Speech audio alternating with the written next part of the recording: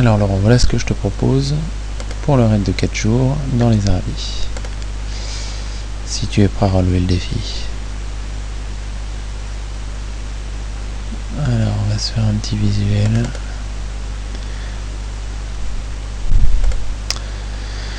Donc l'idée c'est de traverser les Aravis, donc depuis le sud, depuis le Mont Charvin, passant par le col des Aravis, puis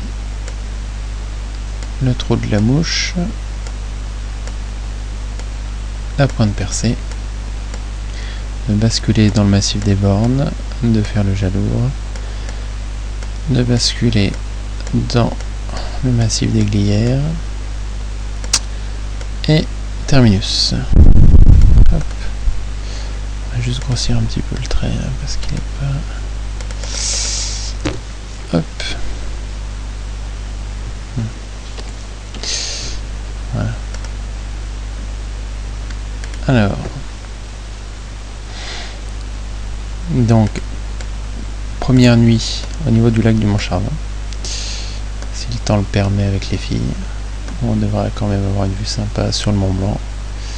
Hop, et sur le Charvin. Donc le matin, donc on peut faire à deux, vite fait le sommet. C'est assez rapide une fois qu'on est près du lac. Ensuite, on redescendra avec les filles. Donc là, je nous ai fait descendre d'un côté trop technique, donc j'ai pas refait encore le tracé. Le tracé de retour sera beaucoup plus court et passera sur l'autre versant, donc le tracé classique. Voilà, donc là c'est pour donner envie de ce qu'on aurait pu faire ou de ce qu'on fera si on n'est que deux.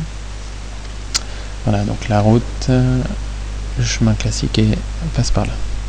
Donc là, on rejoint le chemin pour arriver au parking, le parking qui est là. On laisse les filles, on attaque la montée. Voilà. Pour arriver sous l'aiguille de Manigot, il y aura un passage par là. Donc en fait, j'ai récupéré les traces, j'ai créé les traces à partir des cartes IGN, donc sur Géoportail, et je les ai recalquées sur Google Earth. Donc on reconnaît de temps en temps le sentier.